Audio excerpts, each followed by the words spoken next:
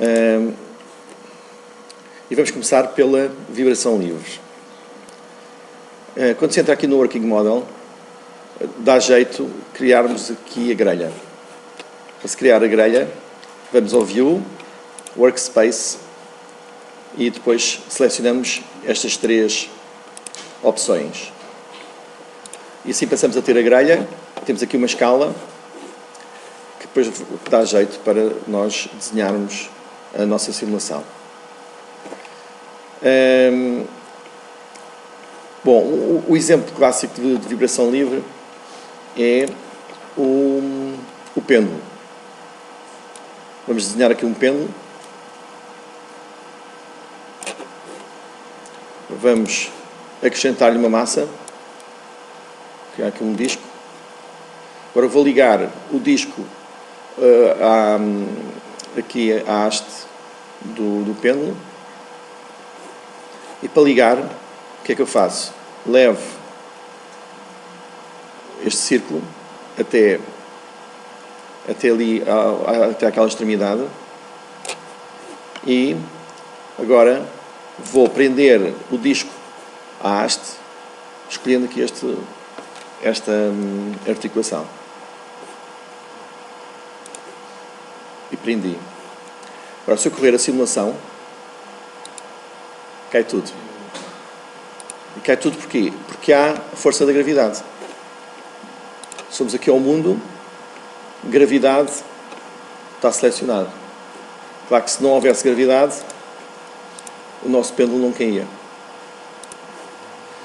Vamos então pôr a gravidade para que a nossa simulação se aproxime melhor da realidade. E como ele cai, e nós não queremos que ele caia, vamos prendê-lo ao plano. E para isso, vamos selecionar esta articulação. Vocês, quando apontam para a articulação, aqui em baixo têm uma informação sobre ela. Vamos por aqui esta articulação. Portanto, escolhi mal a articulação, porque esta articulação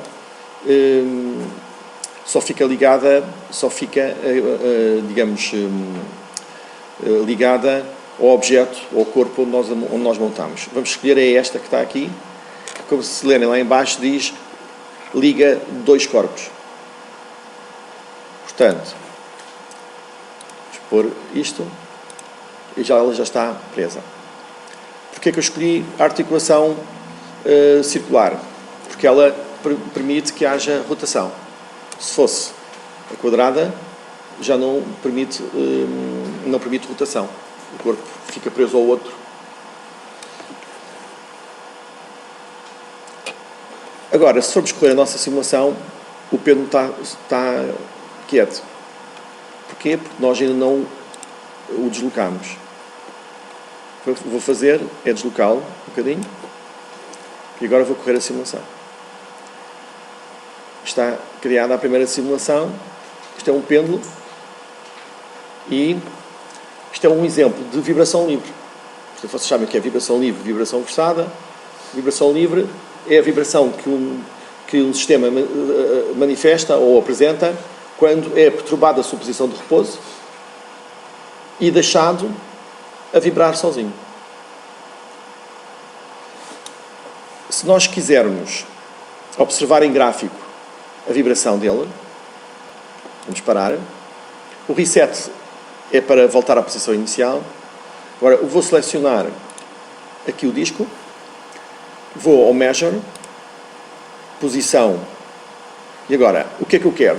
Quero traçar a posição do disco no eixo vertical, no eixo horizontal, ou quero, por exemplo, o ângulo. Eu vou escolher o ângulo. Então vou escolher posição Rotation Graph.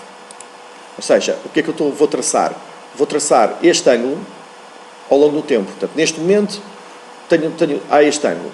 Depois, no instante seguinte, há de haver um ângulo mais pequenino. Depois, no outro instante, outro ângulo mais pequenino. E por aí adiante. Portanto, o ângulo está a variar ao longo do tempo. Vamos ver essa variação.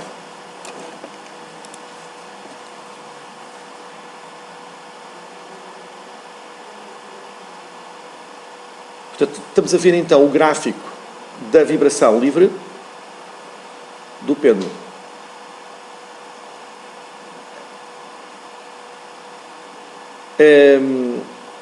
Há aqui algo que nos surpreende. É que o pêndulo nunca mais para. Não é? Isto é impossível. Não é? Há sempre amortecimento. Há sempre dissipação de energia. Ora, porquê é que ele aqui não está a parar? Porque nós não temos a simulação real. Se nós formos aqui ao mundo e escolhermos a resistência do ar, e já podemos criar aqui, se pusermos a resistência do ar, que é o que existe sempre, há ar sempre, não é? Enfim, se isto fosse na Lua, provavelmente seria isto que aconteceria. Mas, se nós pusermos agora aqui o ar, a resistência do ar, o que é que vai acontecer? Vai acontecer que o pêndulo vai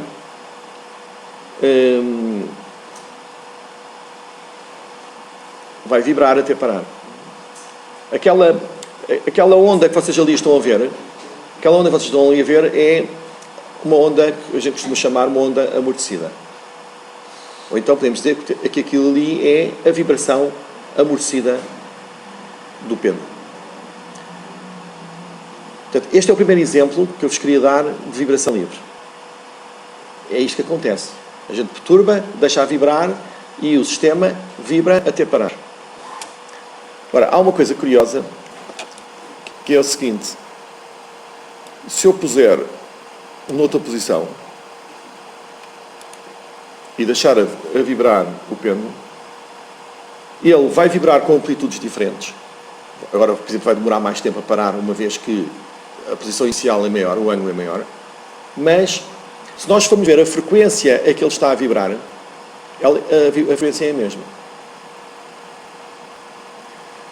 Eu, neste exemplo, não vou calcular a frequência, mas no próximo já vou. Ora, esta característica dos sistemas em vibração livre, vibrarem sempre à mesma frequência ou às mesmas frequências, é uma característica extremamente importante.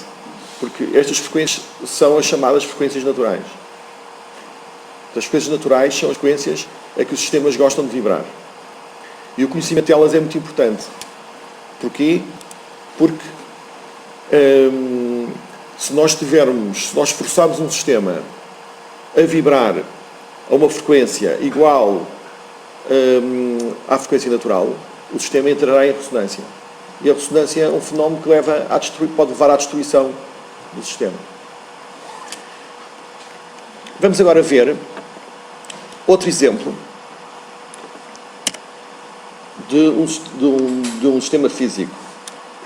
Agora o que eu vou mostrar é o de uma massa apoiada numa mola helicoidal. Vocês estão a ver ali aquele motor elétrico, está apoiado em 4 molas helicoidais. Imaginem que esta massa pode ser aquele motor e, em vez de termos ali 4 molas, podíamos ter só uma mola. Vamos fazer isso. Desenhei aqui um quadrado. Quando nós desenhamos um corpo, os corpos estão aqui, quando nós desenhamos um corpo, ele, à partida, tem logo uma massa, está aqui, 4 kg. A gente pode alterar esta massa, como quisermos. E eu vou agora pôr-lhe uma mola. Vou buscar aqui uma mola, vou colocar aqui uma mola.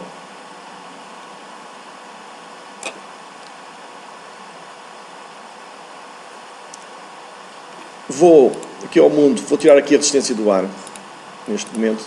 Não preciso da resistência do ar para aquilo que vos quero mostrar. Então vamos pôr esta massa a vibrar.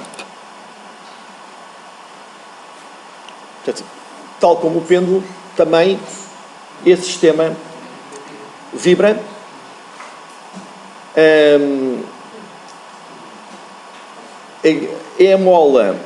É aqui a mola que faz com que a massa recupere a posição. E agora eu pergunto-vos, esta vibração que vocês estão a ver, é amortecida ou não? Vamos ver. Como nós não temos amortecimento, e eu até tirei agora a resistência do ar, Se formos aqui ver measure, posição y, agora vou ver a posição da massa na coordenada y. Se vocês virem, agora, esta massa vai ter um movimento que é harmónico. E se é harmónico, portanto, tem só uma frequência. E esta frequência ocorre sempre, independentemente da posição inicial da massa. Esta massa irá sempre vibrar a esta frequência. Vamos ver que frequência é esta. Vamos calcular esta frequência. Para isso, como este software não faz cálculo, nós vamos exportar as medições efetuadas, ou os números, aqui os gráficos. Este software exporta tudo aquilo que estiver num gráfico. Não se esqueçam. Ele exporta tudo o que estiver num gráfico, ou em vários gráficos. Exporta para um fecheiro de texto e em matriz. Ou seja, um gráfico é uma coluna, outro gráfico é outra coluna e por aí adiante. Então eu vou exportar isto. File, Export, e vou exportar, por exemplo, 255 pontos. Como isto começa no 0, estou a exportar 256 pontos. E vou dar um nome. Ele exporta dois tipos de fecheiros. DTA, que é o meter data, que é o fecheiro de texto, que são os dados. Exporta também AVI.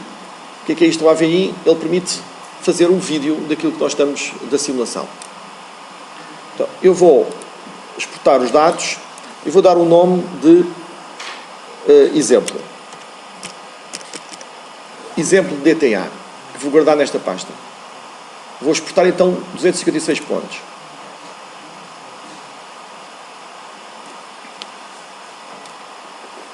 Aqui estamos a ver a simulação a decorrer.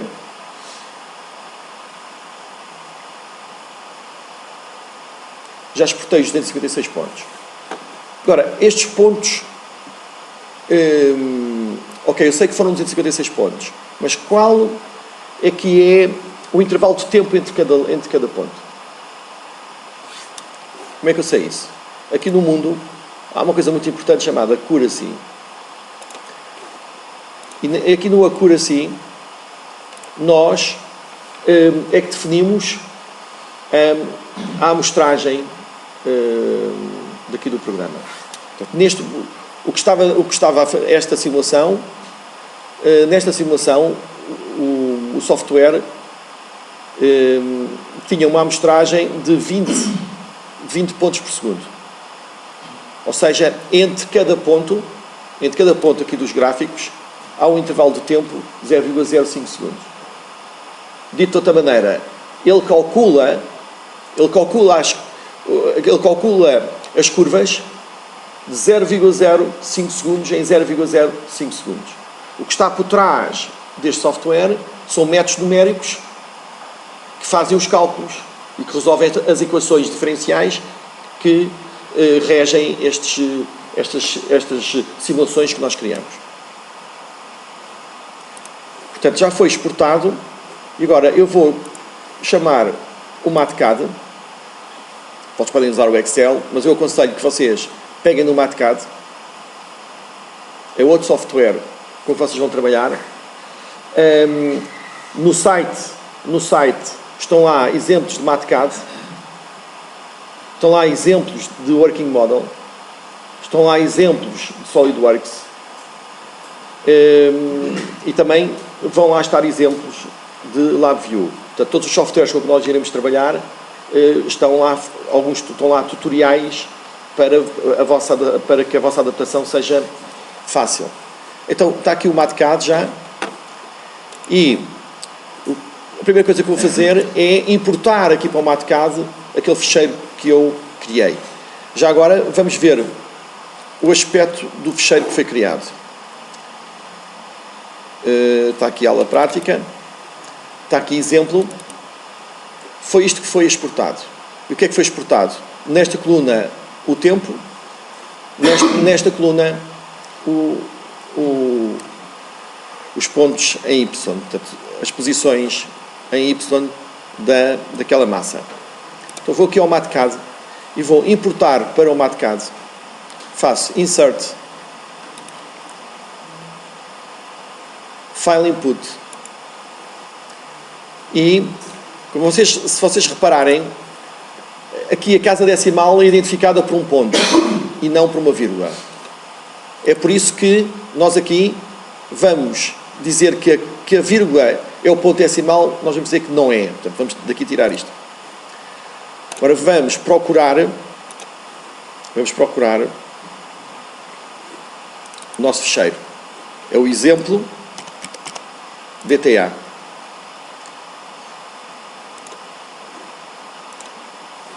Agora vamos dar um nome à variável que vai receber estes dados. Vamos chamar X. Como é que nós fazemos para importar isso para o MathCAD sem ficar associado ao fecheiro na pasta? Para os pontos ficarem no fecheiro MathCAD. Ou seja, não ficar dependente do... Exatamente. Ficarem... não tem hipóteses.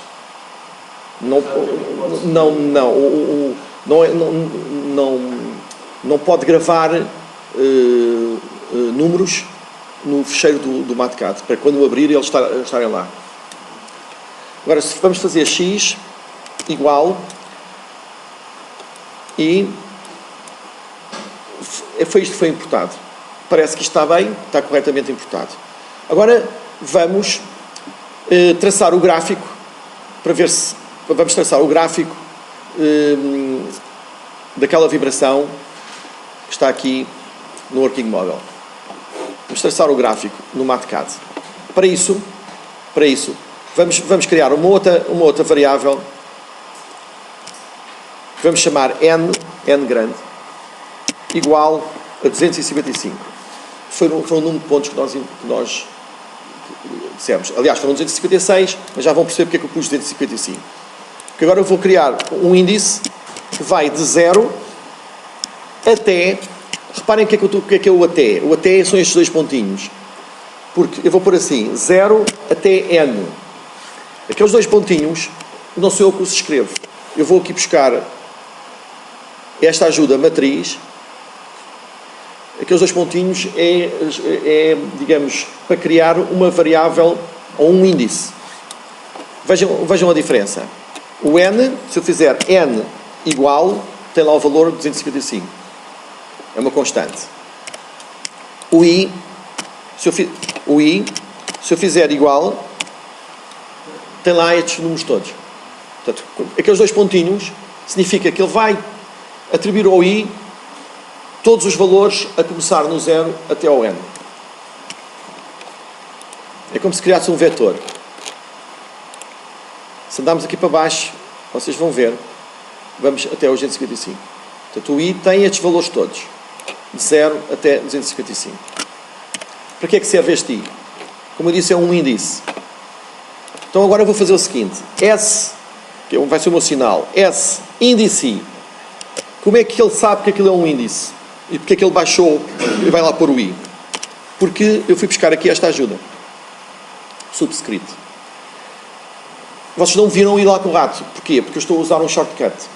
Os shortcuts estão todos identificados. Se vocês levarem o rato até estas funções, vai aqui aparecendo o shortcut. Como vocês veem, o subscrito é o parênteses reto do lado esquerdo. Então, S índice i é igual a x índice i, vírgula 1. Reparem que o x é uma matriz.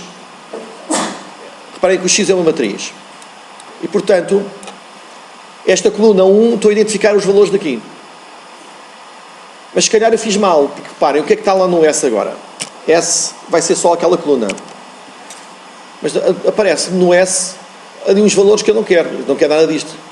Reparem que os números só começam na quarta linha.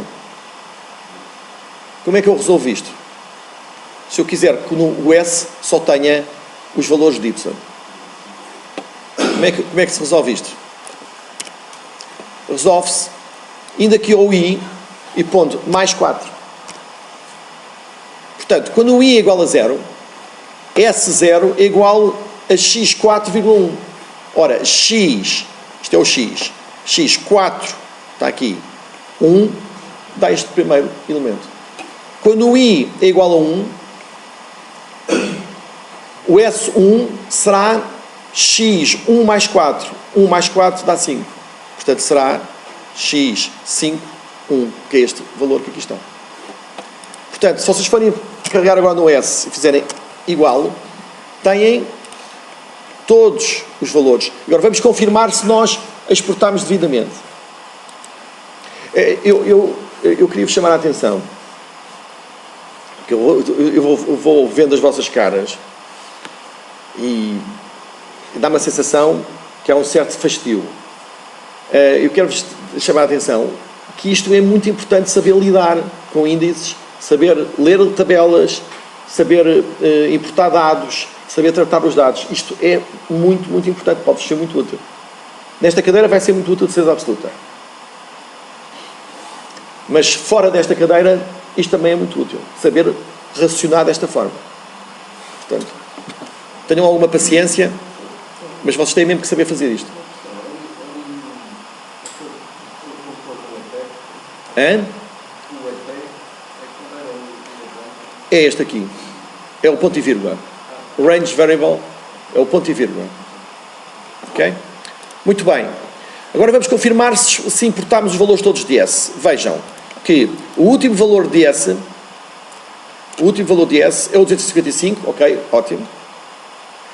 E o valor que lá está é menos 0,426. Então vamos aqui ver se o último valor é esse. Olha, é sim senhor. Então está confirmadíssimo, eu importei bem. Agora, vamos fazer uma outra coisa, que é, para que a gente não esteja dependente de saber quantos pontos é que exportamos,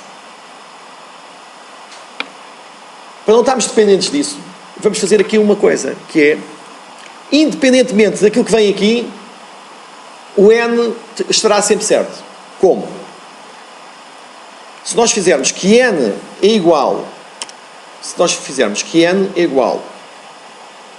agora, há aqui uma função que vos vou ensinar, que é last. A função last, reparem, eu vou primeiro mostrar-vos aqui. Deixem-me só fazer o seguinte. Reparem, olhem para o vetor S. O vetor S tem quantos elementos? Tem... O último elemento é o 255. O que é que nos dá a função last? A função last retorna-nos o seguinte. Last S pequeno igual a 255. Diz-nos qual é o último elemento do vetor. Qual é o índice do último elemento do vetor. Então, nós podemos fazer aqui o seguinte, que N é igual ao last. E agora, eu podia pôr ao índice do último elemento do X. Só que o X não é um vetor. O X é uma matriz. E aquela função last não se aplica a matrizes, mas aplica-se a vetores. Então eu vou transformar esta matriz num vetor. Como? Estamos aqui à matriz. Vocês veem que há aqui uma função que é coluna da matriz. Então eu vou escolher isto e vou pôr aqui coluna 0. Basta-me escolher uma das colunas e tenho um vetor. E agora ainda tenho que fazer uma outra coisa. Nós sabemos que todos os fecheiros de dados que vêm do Working Model têm 4 linhas a mais. São as primeiras 4 linhas. Portanto, o que é que nós vamos fazer aqui? Vamos pôr menos 4. Vamos confirmar N igual a 255. Portanto, o N tem o valor correto. Agora, nunca mais me vou preocupar. Agora, sempre que eu importar fecheiros que vêm do Working Model, o N vai ter, de facto, o número o valor correto que identifica quantos pontos nós importamos. Falta mais uma outra coisa que vai ser útil para a simulação, para aqui os cálculos, que é saber quanto tempo tem a simulação. Qual é o tempo de duração da simulação? O tempo de duração da simulação é fácil ver. Começou no instante zero e acabou aqui neste instante. Portanto, durou 12,75 segundos. Também para não estar dependente, para eu não ter que estar aqui a espreitar, eu posso criar o seguinte: T igual a X índice N mais 4, vírgula 0. N mais 4 porquê? Porque o N é 255, depois tenho que acrescentar as primeiras 4 linhas para vir mesmo para o fim. E coluna 0, porque é na coluna 0 que estão os tempos. 12,75. Portanto, está certo. Ok. Portanto, estas duas variáveis têm lá os valores que a gente necessita. Muito bem. Agora, vamos rapidamente ver o sinal que nós importamos. É só pôr aqui S, índice, I, e aqui pomos I. E temos o sinal que nós importamos. Agora vocês perguntam, mas porquê mandar isto para o MATCAD se a gente já tinha isto aqui no Working Model? Bom, uma razão eu já vos disse, porque o Working Model não faz cálculos. E eu agora vou fazer cálculos. A outra razão é que o Working Model não permite que eu leia aqui os valores. Não tem aqui nenhum cursor para eu ler os valores. E eu agora quero ler os valores. Então vou aqui ao MATCAD e eu quero fazer... Como isto é uma onda harmónica, eu posso calcular já a frequência. Qual é que é a frequência de uma onda harmónica? Qual é a frequência de uma harmónica? Igual ao inverso do período. Então o período será esta distância em tempo daqui até aqui. Em tempo. Mas aqui está tempo? Não. Aqui está o ponto. Ponto I. Então o que é que eu tenho que fazer? Tenho que criar aqui um dt, que é a resolução no tempo. A resolução no tempo é quanto? É t a dividir por n. A resolução no tempo é o tempo todo a dividir pelo número de pontos.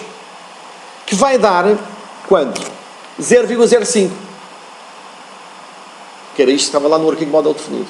Tudo confirma-se. Confirma-se que o nosso t e o nosso n estão certos. E portanto agora vou multiplicar o i por dt. E agora já tenho aqui em baixo tempo. Agora vou calcular o período. Para isso, clique em cima do gráfico. A maior parte dos softwares hoje em dia é assim. Usamos sempre o botão direito do rato. Apontamos para os objetos, botão direito do rato. Os softwares gráficos e os softwares com que vocês vão trabalhar, aqueles que eu sugeri, todos eles funcionam dessa forma. Bom, botão direito do rato. Há aqui uma função trace. Vou selecionar ali aquela... Ok? Tem o valor de o x 5.35. E agora logo a seguir 7.1. Então 7.1 menos 5.35 é o período. Se eu selecionar isto tudo e levantar a menos 1, tenho 0.571 Hz. Esta é a frequência desta onda. Mas há uma forma mais rápida de nós termos a frequência, que é fazer a transformada de Fourier, que vai ser o tema da próxima aula prática, fazer a transformada de Fourier do sinal, passar do tempo para a frequência. Agora vocês vão ter paciência, isto é, faz-se assim, a função é FFT ds pequeno, já está calculado, já está transformado o tempo em frequência, o tempo é o S grande já está em frequência. Isto na próxima aula eu explico em pormenor. Agora, vocês vão aceitar isto. Eu vou rapidamente fazer aqui o espectro de frequência. E k igual a 0 até last S grande. Agora, isto não vos vou explicar porquê. Explico na próxima aula. O que é que está a vir, Diogo? Tá.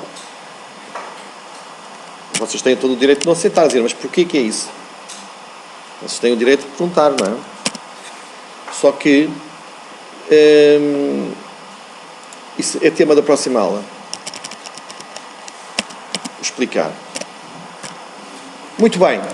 Estamos a ver o espectro de frequência. E vocês, portanto, aqui agora é frequência. Hertz. Se nós carregarmos aqui no gráfico trace, vamos ali ver, está 0,549 Hz. Ali o X, 0,549 Hz. E o que é esta amplitude?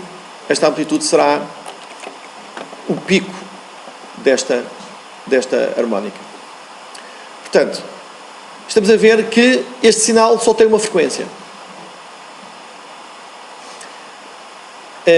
E essa frequência é a frequência natural desta massa que aqui está. Se agora eu fizer uma simulação em que eu vou começar de um ponto diferente, começar daqui,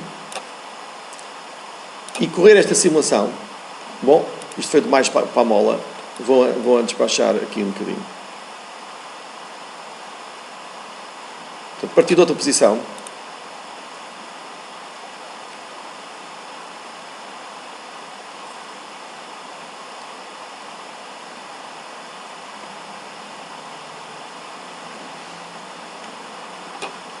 Ok?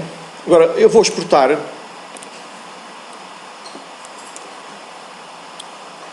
(255) exemplo. Vou gravar por cima.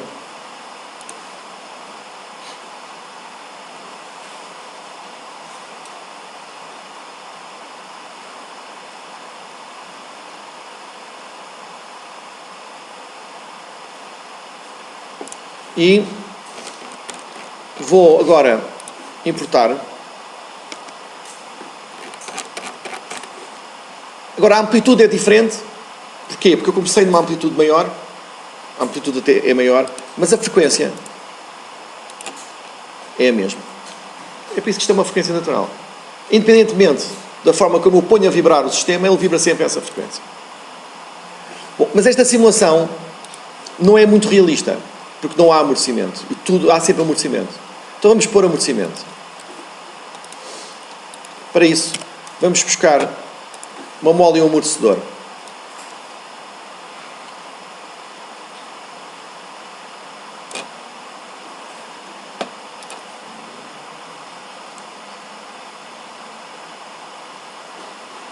E vocês estão a ver que, com o amortecimento, o sistema tende a parar. Ora, os sistemas físicos têm comportamentos distintos consoante o amortecimento. Eu diria que há 4 comportamentos distintos. Primeira situação. Amortecimento igual a 0. O sistema nunca mais para. E vibra harmonicamente. Nunca mais para. É o primeiro caso, e vocês já viram. Mas é um caso que é pouco realista, porque há sempre amortecimento. Agora, o segundo caso, o sistema tem amortecimento que eu vou chamar, o sistema é subamortecido.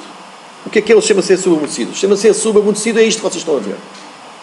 O sistema vai oscilando cada vez com amplitudes cada vez mais pequenas.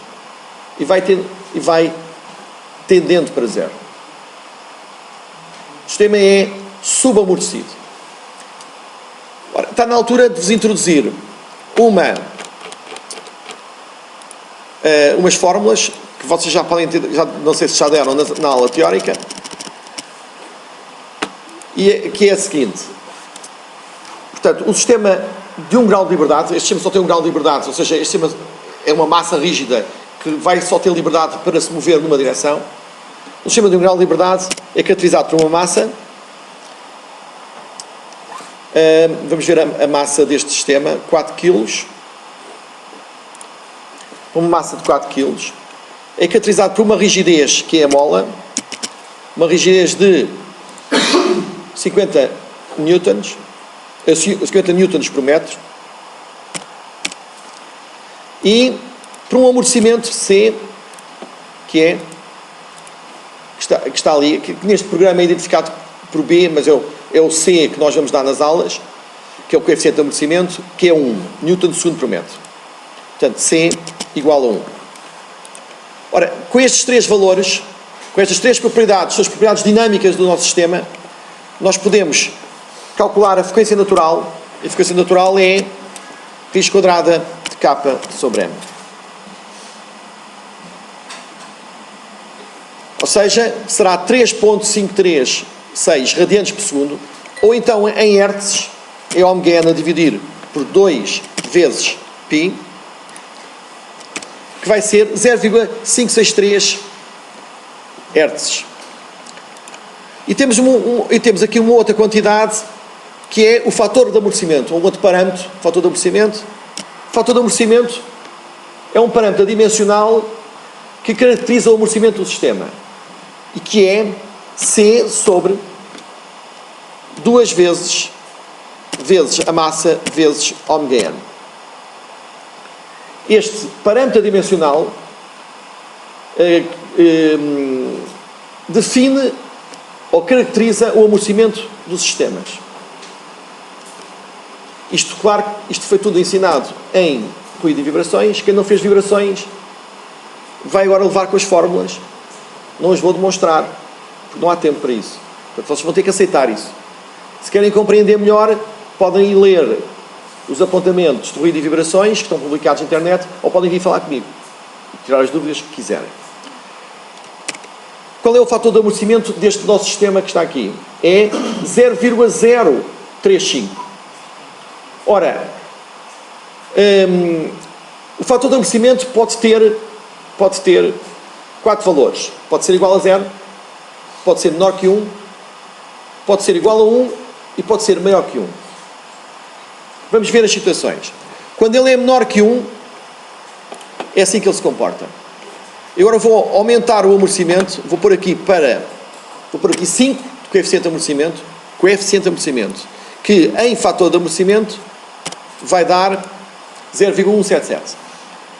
Ou seja, ainda é menor que 1. Logo, se ainda é menor que 1, vai ser subamortecido. Eu só vos mostrei isto para vocês verem como é que o amortecimento faz os sistemas se comportarem. Agora temos menos oscilações, ele tende mais depressa para 0.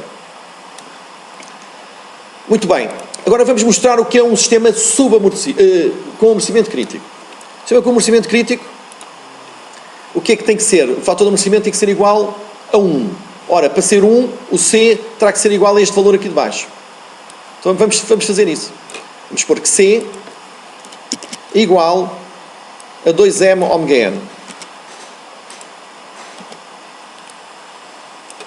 Não se esqueçam que o MATCAD lê da esquerda para a direita, de cima para baixo. Se eu puser esta definição aqui, ele vai dar erro, porque neste momento o ω ainda não foi definido. O ω está na linha mais abaixo. É por isso que ele dá erro. Portanto, o MATCAD lê da esquerda para a direita e de cima para baixo. Tudo isto são regiões que nós podemos selecionar e arrastar. Já viram que as equações são escritas exatamente como nós as escrevemos. Não há mais nenhum software que faça isto no momento em que estamos a escrever. Muito bem, já temos um amortecimento de 1. Quanto é que o C tinha que ser quanto? Tinha que ser 28.284. 28.284. É isso que vamos pôr aqui. 28.284. Vamos correr a nossa simulação. E não houve oscilação. O sistema vai para 0. Ou não é para 0, vai para a posição de equilíbrio estático. Ora, vocês dizem, mas o que é que interessa o amortecimento crítico? Bom, o amortecimento crítico tem aplicações. Tem aplicações, por exemplo, em armas, nos canhões. Os canhões, quando disparam, fazem um recuo, e o que é que se pretende? Tem que ter uma suspensão para aguentar o canhão, para dissipar a energia, e depois o que é que se pretende? Que a peça recupere a posição rapidamente para que se possa pôr lá uma outra munição. Portanto, os canhões o que fazem é isto. Não se pretende que eles façam isto assim. Até parar. Porque senão estava lá o pessoal, entretanto levava com... Portanto, o orçamento crítico tem esta aplicação a outras. Por exemplo, a suspensão de carros de competição ou de motas de competição, o amortecimento da suspensão é aproximadamente crítico. Não é crítico. É aproximadamente crítico. Andará à volta de valores 0,8, 0,9. Depois, quando nós dermos a suspensão de automóveis, eu vou-vos explicar exatamente qual é o critério para a suspensão de veículos de competição. Agora vamos ver o superamortecimento. Então, o superamortecimento é o quê? Será um fator de amortecimento superior a 1. Então vamos pôr, se calhar, o C igual a 50. Vamos pôr aqui C igual a 50.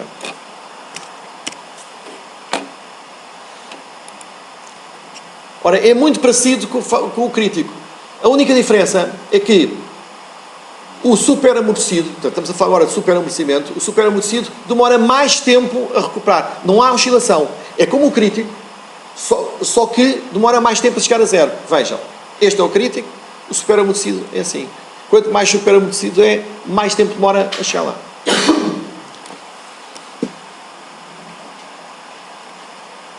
Muito bem. Vamos fazer outra coisa agora, que é, e que tal se aplicarmos uma força aqui à massa, se aplicarmos um impacto. Porquê é que vamos aplicar um impacto? Vamos lá ver.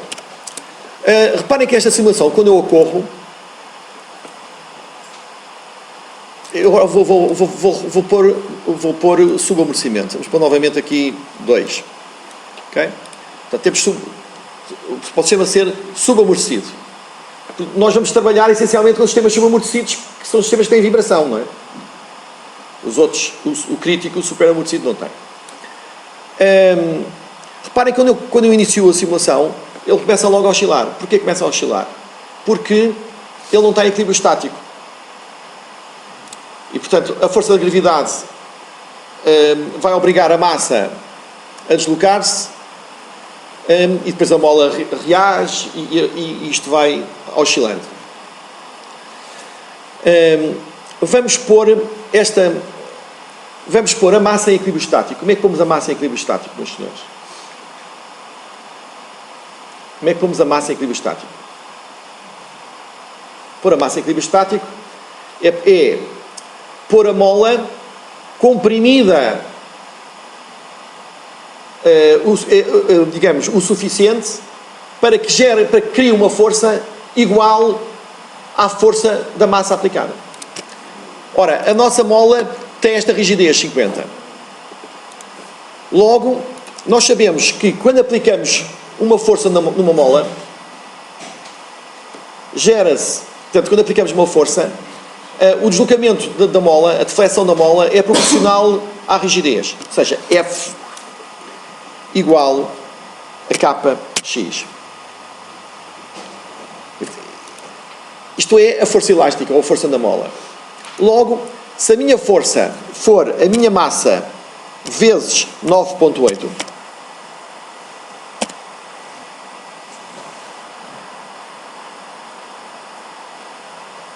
se eu dividir isto pelo meu K da mola, que é 50, o que é que eu vou ter? Vou ter a deflexão. Vou ter quanto é que aquela mola se deflete quando se aplica esta força.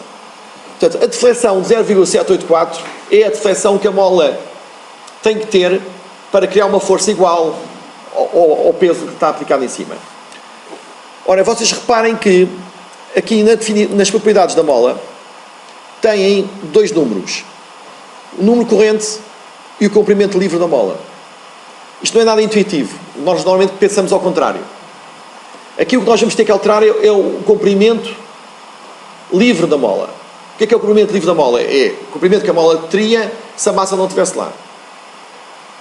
Ora, o comprimento livre é 2.267 e o comprimento corrente é 2.267. O que significa que, neste momento, o peso ainda não está a fazer lá nada. Ora, se nós queremos que a mola esteja comprimida, vamos fazer o quê? Vamos aumentar o comprimento livre para que o corrente seja menor. Isso significa que ela estará comprimida. E vamos aumentar quanto? Aquela deflexão estática. Então, vou adicionar a 2.267, vou somar 0,784. Vou somar 0.784. Aqui o Working Model deixa-nos fazer algumas contas e pôr algumas funções dentro dos campos. E agora vou correr a minha simulação. Está parado. Portanto, está em equilíbrio estático. Muito bem, neste momento nós estamos numa simulação mais realista, ou seja, quando a gente monta uma massa, é como aquele caso, aquele motor está ali montado, ele está parado, está em equilíbrio estático. Se eu agora quisesse pôr aquilo em vibração, para saber quais as frequências naturais, eu teria que perturbar aquilo. É isto que a gente faz para saber as frequências naturais do sistema. Eu agora tinha que chegar lá e pôr aquilo a vibrar. Uma das maneiras é dar um impacto. É isso que eu vou fazer agora. Vou criar aqui uma força de impacto. E vou criar assim. Escolher aqui força. E vou colocá-la ali. E vocês estão a ver que a força tem duas propriedades. Fx e Fy são as componentes da força, em Y e em X. E aqui em Y eu vou fazer assim. If T menor que 0.1, aplica-lhe 50 newtons. Se não, 0. Ou seja, enquanto o tempo for menor que 0,1, a força tem o valor de 50 newtons. Depois disso, 0. Ou seja, eu vou fazer um impacto logo no início do tempo. Ela nem se mexeu. Então vamos aumentar para 200 newtons.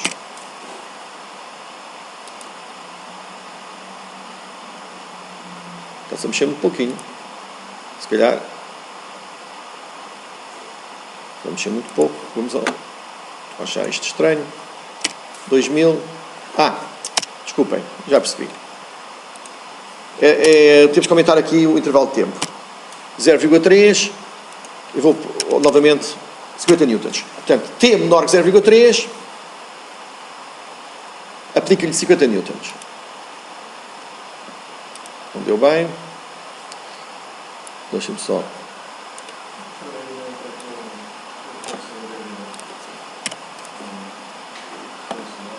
Se eu tenho que aumentar a força que estou a aplicar. Vamos lá aumentar a força. If T menor que 0.3, vamos aplicar 200 newtons, se não, 0.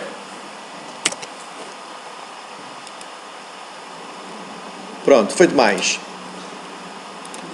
Então vamos pôr 100 newtons. Okay? Dou-lhe um impacto e ela fica a vibrar livremente. Se quiserem saber o gráfico da força, selecionam a força Measure Force e podem ver o gráfico da força. Reparem que os gráficos têm 3 modos. Este modo em gráfico, depois clicam aqui mais uma vez, tem aqui um número instantâneo e depois ainda tem aqui uma barra. Eu vou pôr aqui em gráfico. E agora vou correr isto. Estão a ver?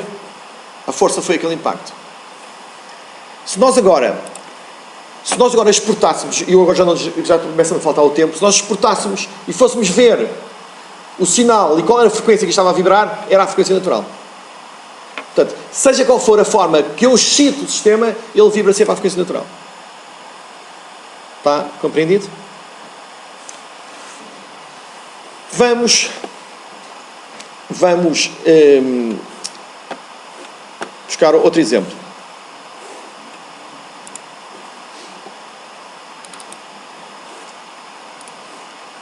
Vocês estão a ver agora Vocês estão a ver agora um sistema mais complexo. Estão a ver um sistema que tem mais do que um grau de liberdade. Vocês veem ali várias massas e cada uma pode vibrar, tem liberdade para se mover e, portanto, temos um sistema com vários graus de liberdade. O que é que acontece se eu lhe aplicar um impacto? Eu vou aplicar um impacto aqui.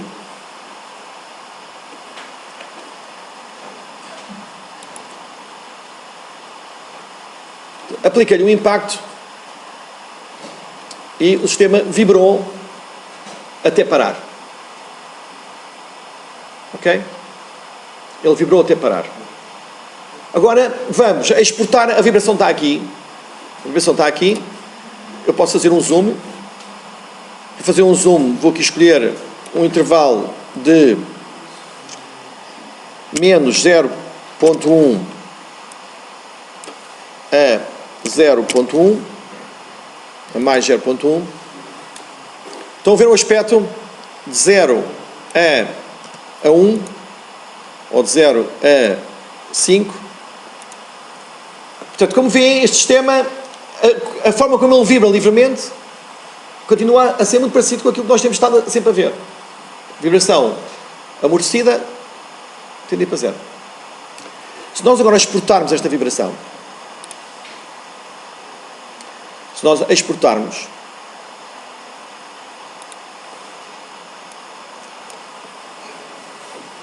exportar 1023 pontos,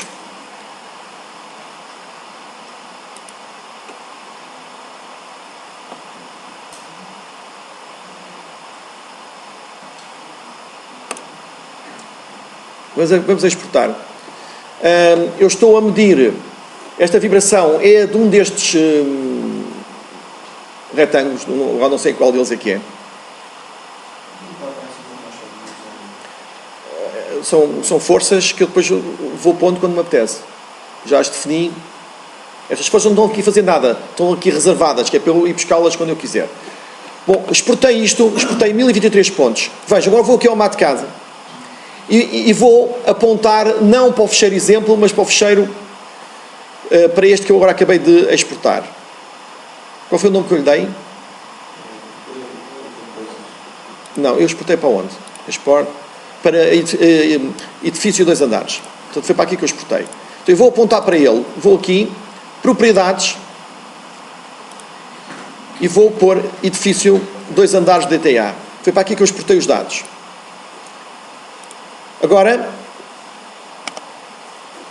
quanto é que é o meu N? O meu N, 1023. Viram? Portanto, não precisei de me preocupar em ver o número de pontos. Deixem-me só ver o que é que eu importei. O X é igual... O X é igual... Pronto, só tem duas colunas. Portanto, são estes valores que eu quero ir buscar e foram os que eu fui buscar. Está certo. Estão a ver? Está aqui a vibração. Agora vamos ver o espectro de frequência. Olha, o espectro de frequência, aparecem aqui duas frequências. Duas frequências. Pus em escala logarítmica para as ver melhor. E vocês estão a ver que, afinal, aquele sistema tem duas frequências agora.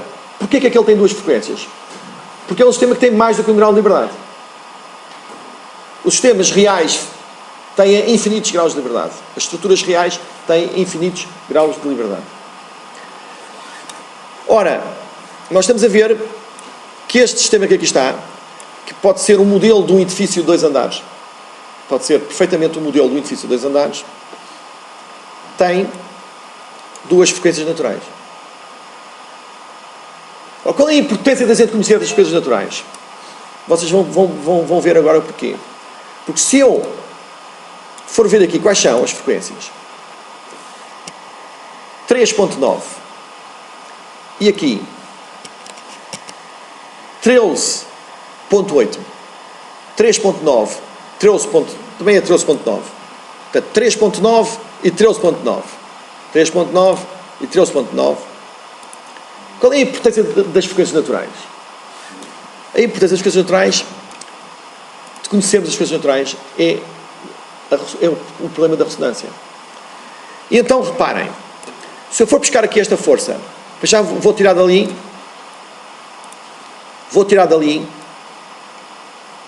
a força impulsiva. Agora vou pegar nesta força e vou aplicá-la ali.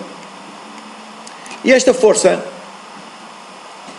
que eu reservei, isto é como na culinária, que eu reservei, esta força está ali definida como? No Fx, na direção x.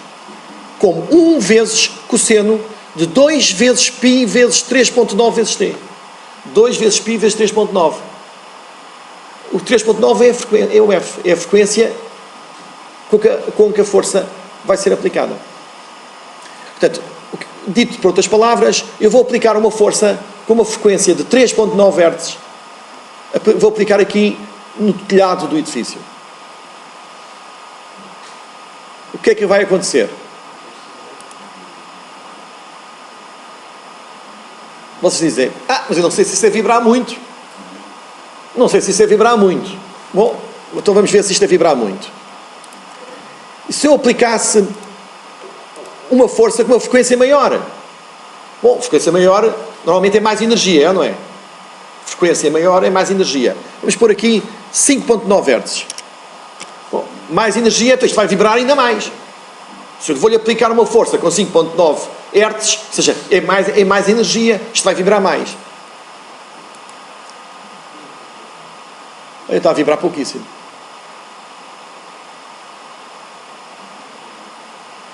Mas se isto não vos convence, vamos fazer uma coisa, é que, além de ter maior frequência, vamos pôr maior amplitude.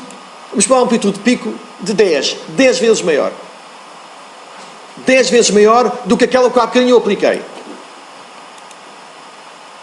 Bom, está a ter uma amplitude razoável, mas eu quando tinha uma força de amplitude 10 vezes mais pequena, mas na frequência natural, eu obtinha amplitudes até são superiores àquela que vocês acabaram de ver. Portanto, isto é a ressonância. E se eu agora pegar nesta força que aqui está, se eu pegar nesta força que aqui está e aplicá-la, se eu pegar nesta força, raios, de vez em quando tem estes comportamentos esquisitos, aplicá-la ali,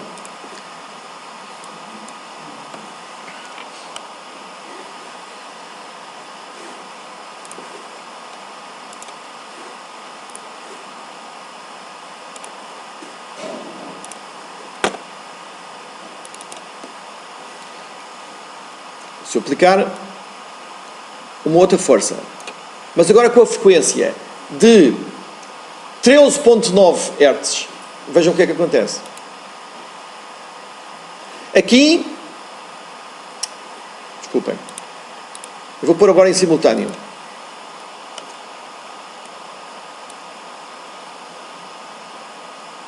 Aqui vou aplicar 3.9, aqui 13.9. Porque eu tenho duas frequências naturais. Bom, que quando a estrutura está em ressonância, tem grandes amplitudes, é evidente. Vocês já perceberam. Mas já estão a ver aqui uma outra coisa muito curiosa. A forma é completamente diferente. Porquê que a forma é diferente? Bom, a forma é diferente porque é assim mesmo. Ou seja, em cada frequência natural há um modo de vibração que é típico, ou seja, a forma como a estrutura se vibra na primeira frequência natural é completamente diferente da forma como vibra na segunda, é completamente diferente da forma como vibra na terceira e por aí adiante. O que caracteriza os modos de vibração é terem uma forma muito bem definida. E vocês estão a ver que as formas estão bem definidas. Agora, há aqui um pormenor, há aqui algo que ressalta entre estes dois modos de vibração. É que este modo de vibração tem ali um ponto onde não vibra. Ou seja, se eu viver neste edifício, eu gostava de viver aqui. Porque é um ponto que não vibra.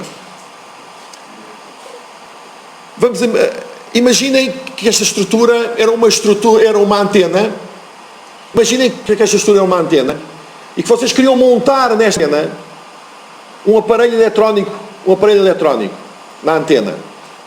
E vocês sabiam que, de acordo com os ventos dominantes na zona, esta estrutura costuma ser excitada próximo da segunda frequência natural.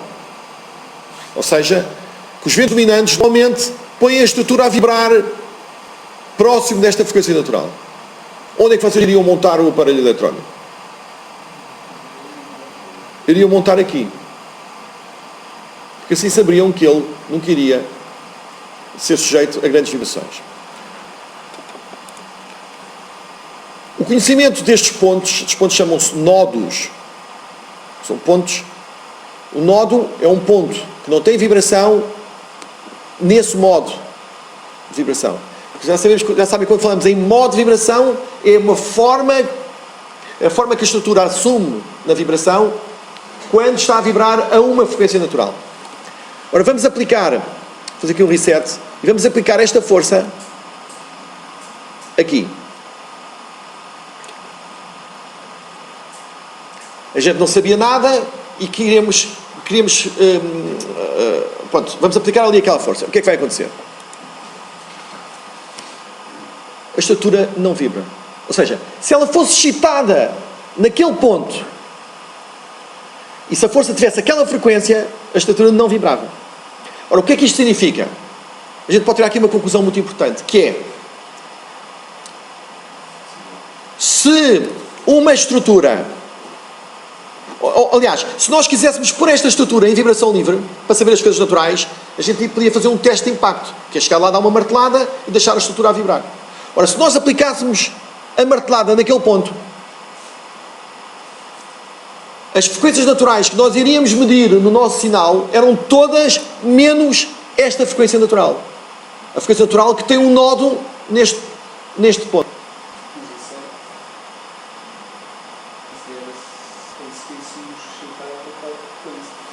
Não é com aquela frequência. Quando a gente dá um impacto, queremos que a estrutura vibre com as frequências todas. Pronto. As que conseguimos excitar. Portanto, quando eu dou ali um impacto, se eu desse um impacto naquele ponto, eu punha a estrutura a vibrar com as frequências naturais. Mas as frequências que me apareceriam, havia lá uma que não me iria aparecer, que era esta, dos 13.9, que tem um nó naquele ponto. Todas as frequências, mas agora estou a falar destas duas, todas as frequências que tiverem um nó naquele ponto, não serão excitadas. Existem, mas não são excitadas. Então o que é que eu devo fazer para ter a certeza que estou a excitar as frequências naturais? Faço 2 ou 3 testes de impacto em pontos diferentes. E assim, se num teste de impacto eu não conseguir medir uma frequência natural, no outro teste já vou medir com certeza aquela frequência que não apareceu.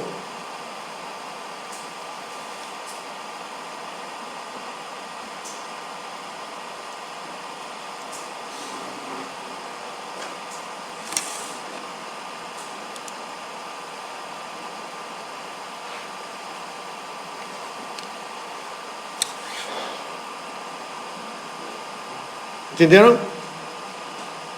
A malta lá atrás, entenderam? Perceberam alguma coisa disto?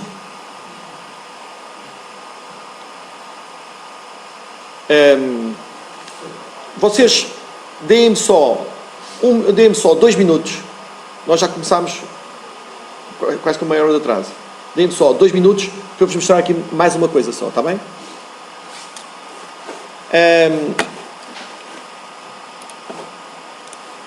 Vamos mostrar agora um caso que talvez que vocês sejam mais sensíveis. Vamos simular um veio dentro de uma chumaceira. Ora, um veio dentro de uma chumaceira, nós podemos desenhar a chumaceira como sendo um quadrado. vamos, o veio pode ser um círculo.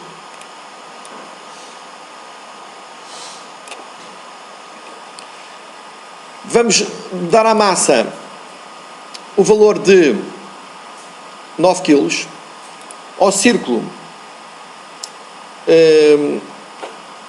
vamos pôr 3 pontos, vamos pôr aqui um valor cerca de 3 kg, e vamos pôr uma mola e um amortecedor, porque a chumaceira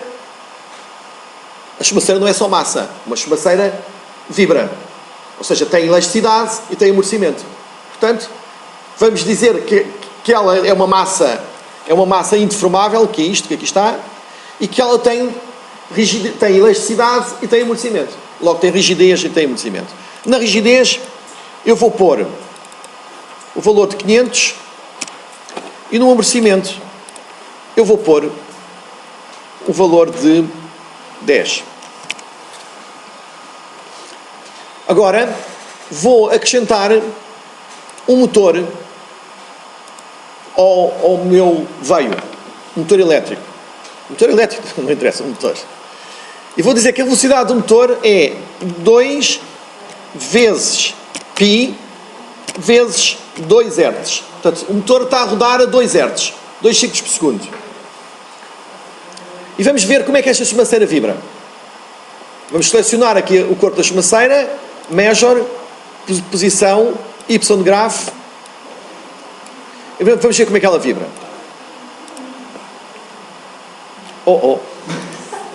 Não vibra como eu gostaria. Então, o que é que eu tenho que fazer? Vou limitar o movimento desta massa na vertical. Como é que eu faço isso? Vou selecionar aqui uma calha e vou selecionar aqui este quadradinho que vou pôr aqui. E agora vou selecionar o quadradinho e a calha e vou fazer join. Isto também não é isto que eu quero.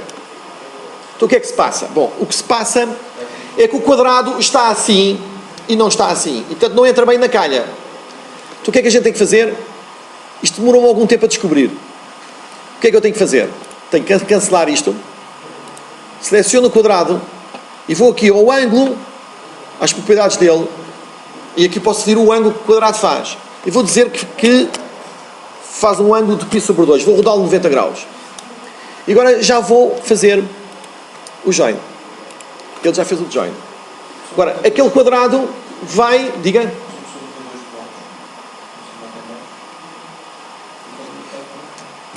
As simulações têm isto de bom. É que a gente pode experimentar várias coisas. Experimente a ver se isso está resultado. Agora não tenho tempo. Mas experimente isso. Ok? Então vamos correr a simulação. Olha, já está a ter um comportamento interessante. Vamos alterar aqui as escalas e vamos pôr aqui uma escala, 2 cliques, e vou dizer que vai de 0 a 20 segundos e que é menos 1.5 a menos 0.25. E vamos tirar aqui o automático. Porquê? Porque assim ele não atualiza cada vez que faz uma corrida, ele não atualiza, não altera a escala. Eu quero garantir que a escala será sempre esta. Portanto, estão a ver que isto está a vibrar assim. Agora reparem uma coisa. Isto faz sentido? Será que isto faz sentido? E agora parou, deixou de vibrar a chumaceira. O que é que se passa?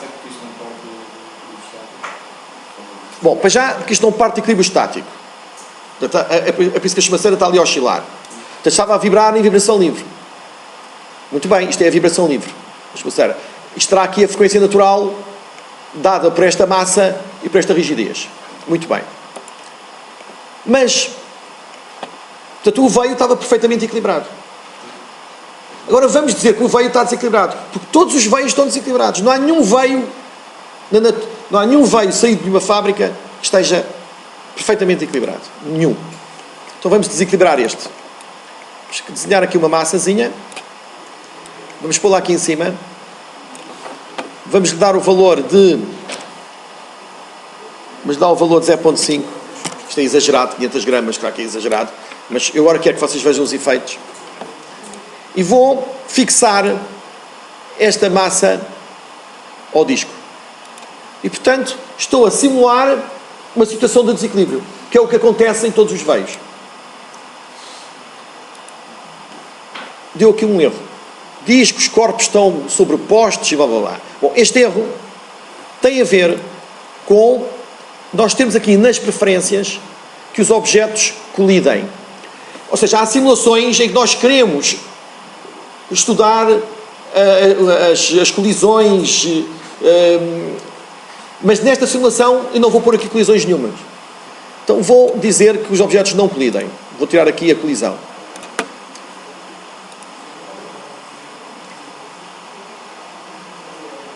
Alguém me sabe explicar agora o que é que está a acontecer?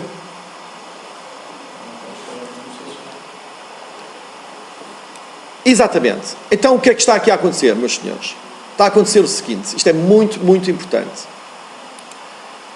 O que está a acontecer é que, quando o motor começa a rodar, ou quando a simulação começa, a massa desloca-se por causa da força da gravidade, portanto temos ali, ou até vamos esquecer da força da gravidade. Quando a simulação começa, o motor começa a rodar e, portanto, como está desequilibrado, aplica uma força centrífuga, não é? Há uma força centrífuga que está ali a rodar que atua sobre o motor. Logo, quando uma força atua sobre o motor, desloca-o. Ao deslocá-lo, naquele primeiro instante, ele pensa que é para vibrar em vibração livre e começa logo a responder à sua frequência natural. Mas a força continua a forçar. Daí que ele está a vibrar à frequência natural mais a frequência de excitação. Depois, como há amortecimento, a frequência natural desaparece. E desaparece mais ou menos a partir daqui. E a partir deste momento, o sistema fica a vibrar à frequência de excitação.